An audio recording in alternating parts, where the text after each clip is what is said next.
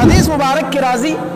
نبی علیہ الصلوۃ والسلام فرمائی و آیت المنافق الثلاث د منافق درې غټي نخې دي غټي نخې د منافق سودي درې یو نبی علیہ الصلوۃ والسلام فرمائی و اذا حدث كذب لو یا نخ د منافق دا د چکل د خبرې کوي د بدروغ اول علامت د منافق دا دی چې دغه خبرو کې بدروغ زیات موجود دي دویم نبی علیہ الصلوۃ والسلام فرمایي و اذا وعد اخلف چې کله د ستاسو وعده وکړه د خپل وعده څخه کوي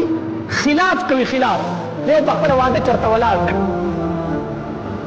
دریم نبی علیہ الصلوۃ والسلام فرمایي و اذا عاهد غدر چې کله ستاسو د یوې خبرې معاهده وکړي نو پاره کې بده دوکا کوي دوکا او یو روایت کې راځي نبی علیہ الصلوۃ والسلام فرمایي و اذا اؤتمن خان سلام علامت هم بعض روایتونو کې ذکر شوی دی او هغه دا چې کله وسره ته امانت کیږي نو پاره کې بس کوي خیانت کوي یو روایت کې بل علامت هم ذکر شوی دی او نبی علیہ الصلوۃ والسلام فرمایي وای د منافق دا علامت ته چې کله به جګړه کوي کنه به کنزل کوي دغه په جګړه کې زیات څه کوي کنزل کوي اوس موږ له سوچ پکار دې په خپل اعمال باندې الله دې زموږ په حال باندې رحم وکړي ګوره مسلمانانو ته ګوره ځان ته ګوره اکثر مسلمانانو کې دا علامات موجود دي نبی علیہ الصلوۃ والسلام فرمایي د منافق اول علامات در چې کله دې خبرې کوي دې بس وي دروغ وي نن سبا الله دې رحم وکړي څومره غټ خلک په دروغ وي حتی در دې پورې چې ځان ته نیکان وي هغه سوایي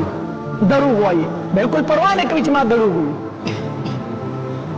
بل طرف ته ګوره و اذا وعد اخلف د وعدې خلاف ورزي مسلمانان څومره کوي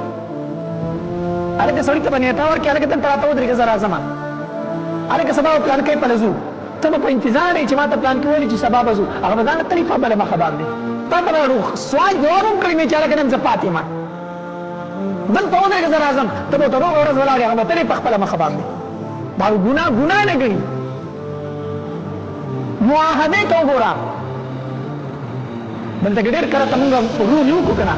دشمنو کې روغې وشي په قرآنونو لاس کې دي معاهدې وکړې شي چې بیا لپاره به ډز او جنګ نه کېږي د هغې د پاسه بیا څه وکړي دوکه وکړي دا علامت د منافق نه دی دارنګې واذا اؤتمن خان د منافق یو علامت دا دی چې دی په امانت کې خیانت کوي خیانت نن سبا ته چاله څه شی ورکړه که نه یو شی ورله ورکړه چې واپس کوي روغې درته واپس کوي څه شی چې دی چا نه راوغوښته چې هلکه ما راکړه راوړم یې درله دوه ورځې بعد یې واړه بس تاسو داسې ټوټې به یې درکړي همدغه ستا شی دی وایي تعرض وایي چې دا خو ما له چا نه راغستی دا خو پلان کې امانت و یا که چا له امانت پیسې ورکړه هلکه چې زما په کار شي بیا به یې راکړي چې تا ول امانت پیسې ورکړه هغه چانس مې وو پیسې مې وموندلې ته چې بیا پیسې غواړه زه ګرځه پسې که نه او چې کله جګړه زموږ مسلمانان کوي الله دې زموږ په حال رحم وکړي څومره تنزل کو د مور نه تېرېږو د خور نه تېرېږو د نسب نه تېرېږو د لوډانو نه د انسان تېرېږو او وایي ځان ته مسلمان هلکه جګړه در سره هغه کړې ده د هغه د مور پکې څه ګناه دی د هغه د خور پکې څه ګناه دی د هغه د لور پکې څه ګناه دی تا به پردهدارې زنانه بار په کوڅو کې په چغه یادوي او کنځلې ورته کوي دا څومره سپک خوی دی دا د منافق خوی دی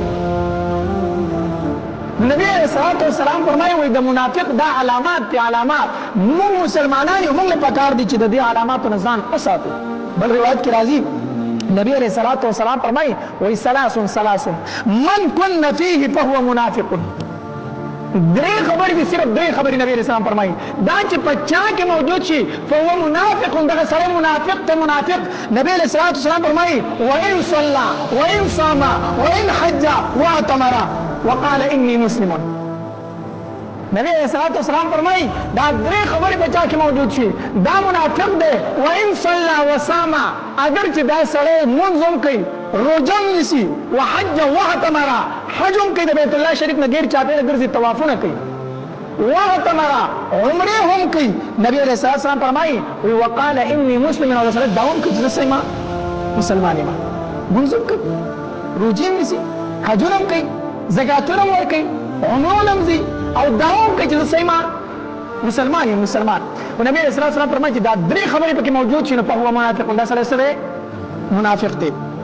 یو پای کې نبی صلی الله علیه وسلم فرمایي و اذا حدث كذب چې کله یو سړی خبرې کول او د دروغ وي، یو سړی چې خبرې کول او د خبرو کې دروغ موجود وو نو پوه شئ چې دا سړی سره منافق دی. منافق دوه مخې سره دی. ما تراشي نه یو خبره کوي چې تعالی درشي نو بل خبره کوي. دا د طرف نه معلوم دوه مخې سره دی. نو اذا حدث كذب یو علامت دا دی چې نبی صلی الله علیه وسلم فرمایي چې د خبرې کوي دروغ وو چې دا خبره پکې موجود دی. دویم نبی صلی الله علیه وسلم فرمایي واذا وعد اخلف چې کله د وعده کول او د وعده خلاف ورزي کول نو پوه شئ چې دا سړی سره منافق دی. او دریم نبی صلی الله علیه وسلم فرمایي واذا اؤتمن خان او چې کله د سره تا امانت کې خودونو پاره کې سکو خیانت کو خیانت. دا درې خبرې پکې موجود شي نبی صلی الله علیه وسلم فرمایي فهو منافق دا سړی منافق دی اگر چې موږ کوروجي نسی. ورونو په دې کې یو خبره د دروغ زموږ معاشره کې دروغ ډیر زیات شوي دي. موږ د مسلمانۍ دعوه کوو زه مسلمان یم مسلمان وای دی ته چې د شریعت کوم احکام دی هغه ټول منم اگر چې زما په طبیعت برابر دی او کول دي.